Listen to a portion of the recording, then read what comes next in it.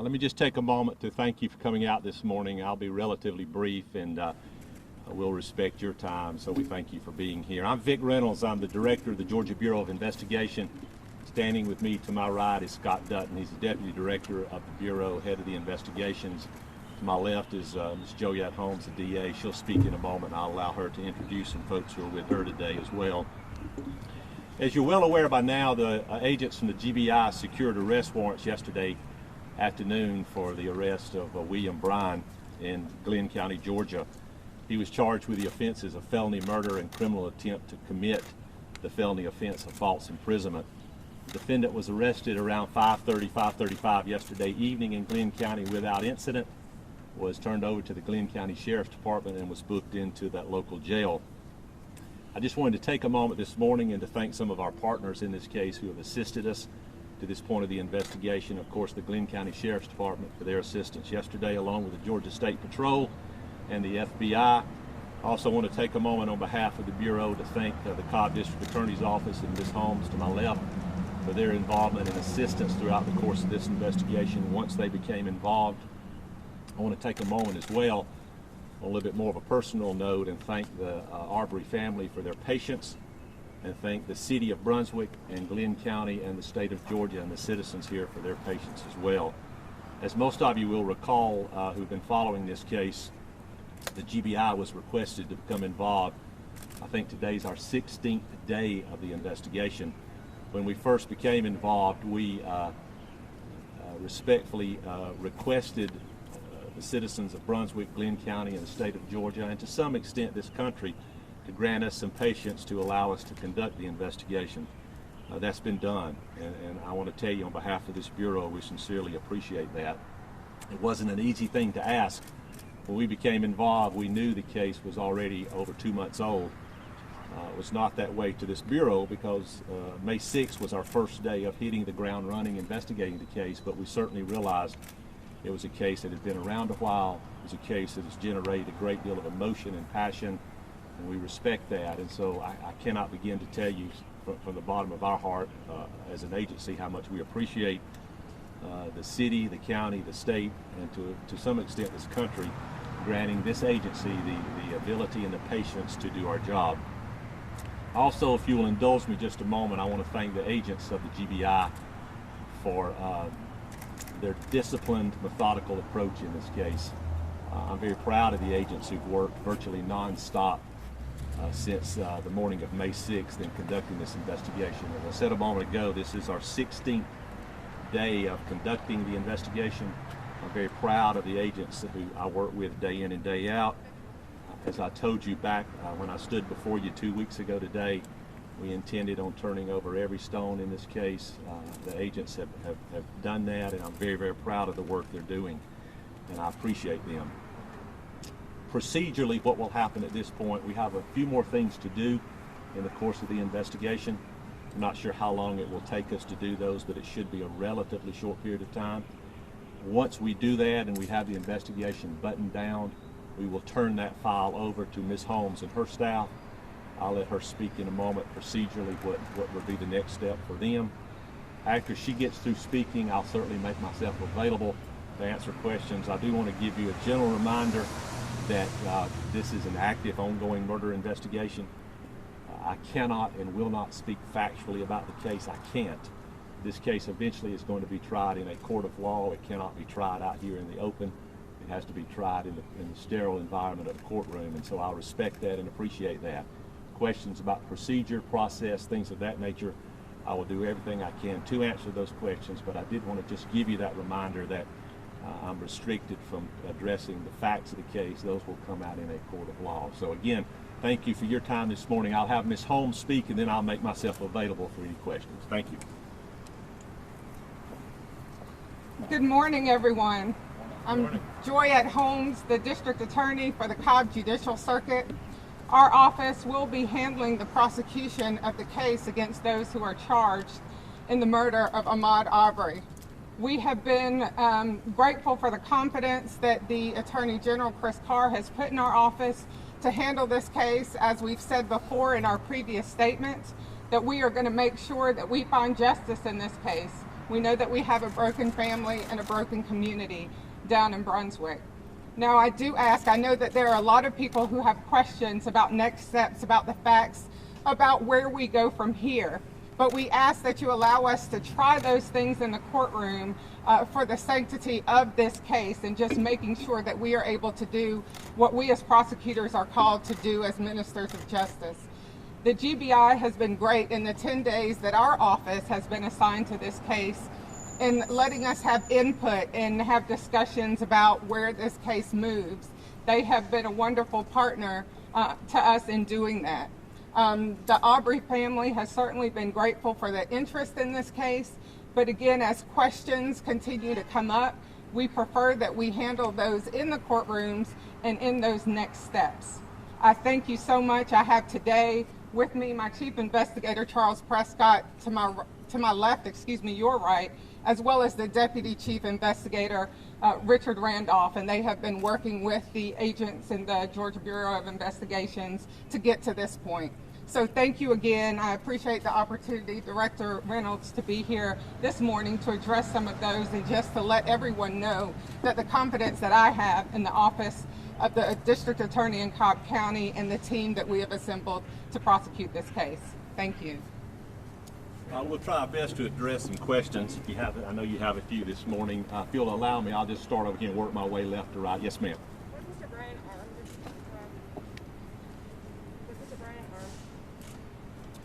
Armed at the time of the incident? Yeah. Again, I'm not going to speak about the facts of the case. I think the warrants speak for themselves as to what we believe happened and what he was charged. Not being disrespectful, I'm just not comfortable speaking on that.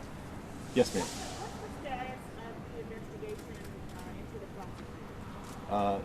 The question is what the status is regarding the investigation that we've been asked to do about potential prosecutorial misconduct. As you recall, we were asked by the Attorney General's office to conduct a separate and distinct investigation into that. The Bureau is doing that.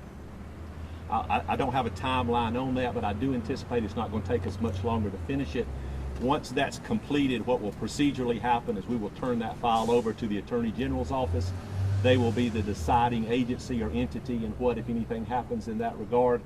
Our agents, a separate team of agents, are conducting that investigation. And again, I don't have a definitive timeline, but I am comfortable in telling you that I don't anticipate it will be much longer until we're through with that one as well. Yes, Dave. Are you able to tell us what was the last straw that made you make this turn around? You know, I don't know if there was a proverbial last straw. I will tell you that in the conducting an investigation, what I would ask folks to remember is that we don't go into a situation of this nature investigating a person or persons. We go in investigating a set of facts. And once we start turning stones over, sometimes there's one or two stones underneath there that need to be turned over. And once we reached a point, and it was probably sometime Wednesday afternoon, Wednesday evening, when we began speaking with our folks there, that we'd reached the point in conjunction with the Cobb District Attorney's Office that we were convinced probable cause existed to make those charges. We proceeded to do that yesterday. It wasn't a proverbial last a moment of epiphany or anything of that nature. It was just an accumulation of various things that were there and various things we discovered over the last 16 days. Yes, ma'am. Mr. Brian continuously said he was nothing more than a witness and did not know the McMichaels. Were you all able to determine that Mr. Brian did know the McMichaels through any set of texts or conversations? Can you speak to how you determined those relationships? I will say this, again, not to speak on the facts. They'll come out in a court of law, but I can tell you that if we believed he was a witness, we wouldn't have arrested him. You know, so there's probable cause, and we're comfortable with that. Yes, sir. Mr. Brian, has he provided any additional footage from that cell phone that was more than the 36 seconds of the public? We have accumulated a number of pieces of video in the case. I'm not going to speak specifically about what we took from him, but eventually that will come out in a court of law. But suffice it to say, there are a number of pieces of video that helped us get to this point. Yes, sir. Is there anything you can say to reports that Brian was using his truck to block? I won't speak to that specifically. I would refer you to the warrant, particularly on the one on false imprisonment. I think it speaks for itself. Yes, ma'am. Yeah, I just wanted to ask if you could elaborate more on the reported Facebook posts of neighbors in the community saying that they were going to be looking out to potentially send a message to people coming into their neighborhood? I'm not comfortable speaking of that now. I will tell you that our agents have looked over a ton of social media posts, and the majority of those will be made part of this file, which will be turned over to the district attorney's office. In any investigation, particularly one of this nature where we've charged 3 people, there's a great accumulation of pieces of evidence that eventually go into the deciding factors. Again, I'm not being flippant or being disrespectful to your question. I don't want to get any more into it than that. Yes, ma'am. So at this point, do you think that you won't be making any further arrests for murder? At this point, I don't anticipate that. I will tell you that, as I said a moment ago, we're finishing up the investigation into the murder. Again, there's no timeline. I don't anticipate us doing much more into the case before we button it up and give it to the district attorney's office. But I will tell you this, as I said back on 2 weeks ago today in Brunswick, that we go wherever the facts take us. And you know, if the facts took us in another direction or to another person, we would go there. Right now, I do not anticipate that happening. Yeah, Angela. I was going to ask you about Mr. Bryan. Without going into the investigation, was he the first person that contacted police about the shooting? I don't want to say that. I don't want to answer that question yet. I will tell you that his, I think the warrants again indicate what we believe and are confident his involvement was. As far as when he may have contacted the police or if he was the one who contacted the police, I'm sure the Cobb DA's office will introduce that in evidence at the appropriate time. Yes, Mr. Reynolds, I was wondering if you can put on your former prosecutor hat on for a moment and put in perspective for folks. We know that Bryan did not pull the trigger, so why would someone like him in these circumstances be charged with murder?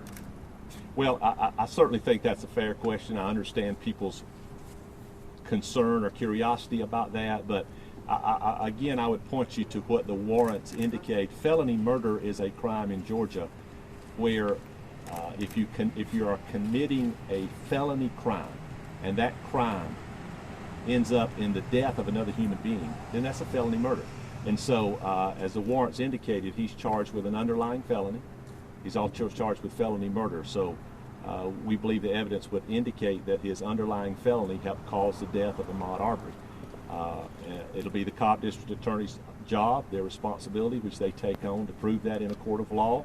But they've been involved with us in the decision making of this particular arrest. I think they're as confident as we are they'll be able to prove that up in the court of law when that day comes. Yes, ma'am. Mr. Reynolds, thank you. There was a text message that was sent from a police officer to a property owner, essentially urging him to contact Mr. McMichael if there were concerns about trespassers on his property. Is that police officer or are any police officers under investigation? You know, I don't want to speak on that directly. I will tell you that things that are relevant to this murder case we've looked at and are continuing to look at, if they're relevant to the murder case. What I would ask people to remember is that sometimes things happen in a case where perhaps acts are foolish, where perhaps acts are something that societally speaking we frown upon. Doesn't mean they're criminal. You know, we have to be able to differentiate, as my father often told me, differences in criminal acts and difference between acts of people who have their head stuck up their rear end. And so there's a difference. And so and to answer your question, if the investigation leads to other folks, you know, those charges will be filed. If they don't, they won't. And to be clear, are you ruling out any additional arrests in this case? I'm not ruling that out, but I will tell you at this point, we feel confident that the individuals who needed to be charged have been charged. Yes, ma'am. I'm sorry, sir.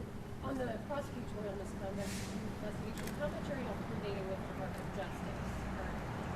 Is double the work being done, or are you sharing? Are we working with them? Is that a fair statement? Yeah, we're working hand in hand in conjunction with them. The federal authorities have always been great partners with the GBI. They are in this particular case as well. I think it's suffice to say it's a single investigation being ran together. Now, ultimately, there may be different decisions made on a federal level and a state level, but right now we are working hand in hand with them. Yes, sir. What would be the crime that being investigated with the prosecutors? The potential crime? What what exactly the investigation? You know, if you will recall, what the request that came to the Bureau was to investigate whether or not there was any prosecutorial misconduct.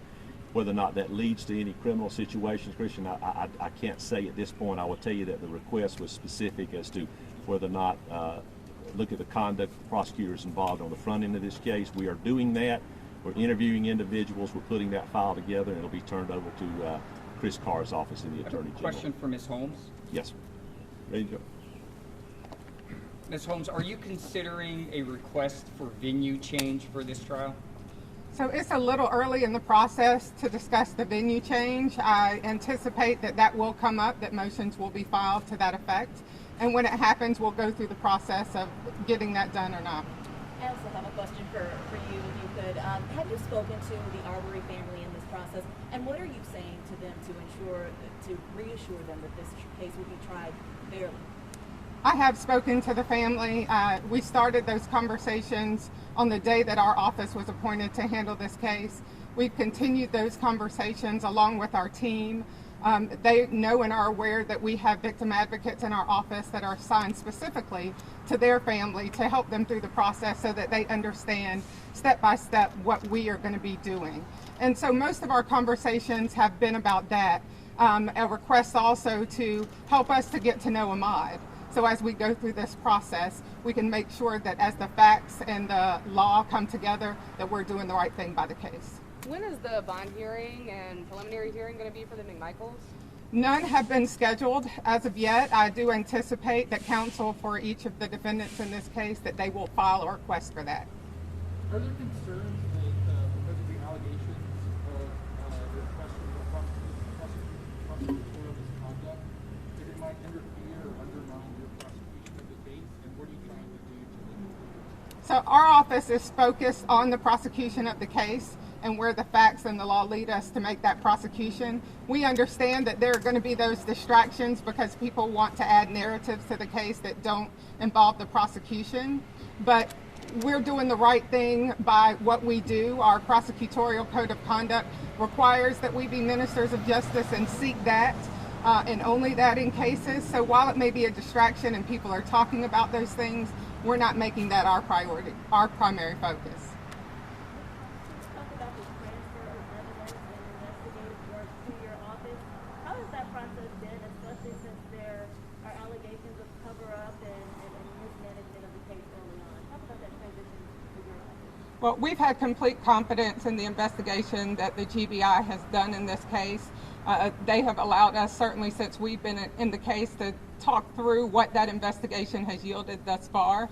But the discovery process and the full case file, that process is a little bit down the road. Did you have to go back to square one, essentially, given that there were so many issues early on in Boone County? That's probably more of a question for the director, in that investigation started 16 days ago, a little bit before our office was involved. Well, following up on that just a little bit, were you, can you talk about the role that your investigators will play in this? Will they be going back? Will they be gathering their own evidence, doing their own interviews? Well, right now they've worked in great collaboration with the agents in the GBI who have been working this case. So right now we're going to continue that. One more question, Taisha, and then we're going to wrap up. Many people have said that they would like to see the two DAs that recuse themselves come under investigation. If they were to, would that be your office?